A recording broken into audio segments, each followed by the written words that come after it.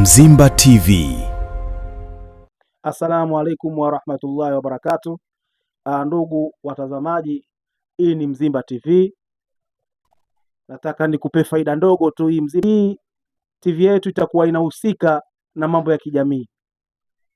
Mfano, serikali wanapotoa hotuba zao, serikali wanapoazimia majambo, sisi tutakuwa live, tutarusha. Kama katika hayo huenda siku ikatokea, utatupataje sasa? Basi piga namba zetu hizi, piga namba hizi 0779999799. Pia kutokana na chaneli yetu ni changa na watu wenyewe ni wachanga, kwa hiyo tunahitaji sana ushauri wenu. Unaweza kuandika kwenye comment hapo chini, tunauchukua, tunaufanyia kazi, kwa hiyo tuna prove, ndio tunavyokwenda. Pia ndugu yangu, ili kutupa kampani za kusubscribe, kushare, kulike na kucomment, ili tupokee maoni yako mbalimbali.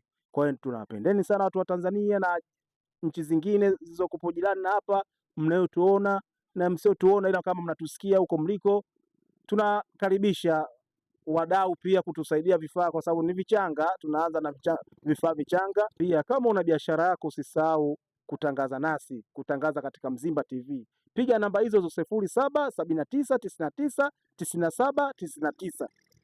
Kwa gharama nafuu sana, sisi tutayarusha matangazo yako ya biashara yako, ili mradi iwe biashara ya halali. Basi hapa ndo tukio maeneo ya Tambuu shuleni hapa, na hii ndio huduma inayopatikanika hapa. Hapa tuko kwenye ofisi ya maarufu Mzee Pijo. Nikisema Pijo watu wengi sana mtakuwa mnamfahamu huyu mtu. Nadhani tuonyeshe huko kidogo anashughulika na nini Pijo. Kama mnavyoona hapo, watu wanapata vitu vyao, masherisheri, ndizi, magimbi, miogo, bila kusahau na vitu vinginevyo. Nao ndio baadhi ya wateja, na hapa yuko barabarani kabisa, hii barabara Kisaki Road. Kisha huko sasa, kwa wale ambao mlikuwa mmesoma shule ya msingi Tambuu na Lundi sekondari, bila shaka ipo katika maeneo haya. Huyu mzee mnamfahamu vizuri sana, kama mnamjua mzee. Sasa hivi ndizi unauza shilingi ngapi? 1,200. Sasa kama hivi unaona bwana, unaona hii ndizi bwana. Kwa hiyo hapo unachukua hapa unakula. Mzee, hapo una muda wa miaka mingapi? Tangu mwaka gani umeanza kazi? Mwaka si usahau, mimi nakumbuka maisha tu. Mimi nakumbuka kama mwaka 1990 ambao kina ndugu zetu ndio walikuwa wanamaliza shule, ndio mwaka ulioanza hii biashara. Kwa hiyo sasa una zaidi ya miaka 30 mzee wangu. Mungu akufanyie pesa. Vipi katika biashara hii, inakupa changamoto gani haswa?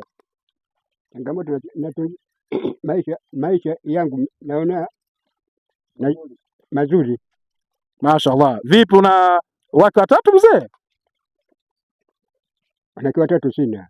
Una mke mmoja? Fanya ongeze mzee. Ushauri wako nini kwa mtu ambaye atakayetaraji kuanza na biashara hii mwanzo? Ajifunze kama mimi.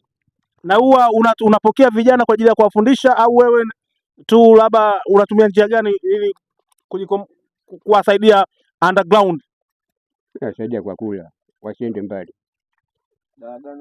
Sawa. Basi kama unavyoona sasa, tunakula ndizi kwa Brother Pijo almaarufu Mbena. Mliosoma shule ya Tambuu nadhani mnamjua sana mzee, na hata shule za jirani mliokuwa mnakuja hapa mnamkumbuka sana mzee, kwa sababu kibanda chake tangu mwaka 90 kwa barabarani hapa. Kwa hiyo tunafaidi vitu